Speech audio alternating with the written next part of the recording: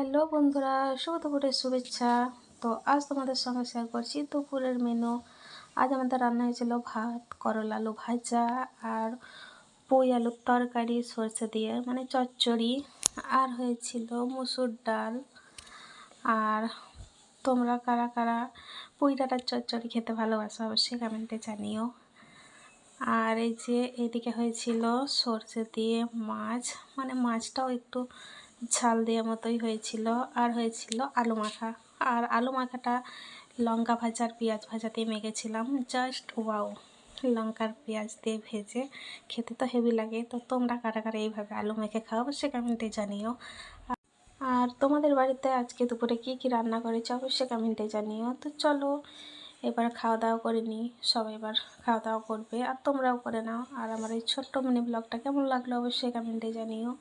আর তোমরা সবাই খুব ভালো থেকো, আর নতুন একটা ব্লগে আবার তোমাদের সঙ্গে দেখা হবে।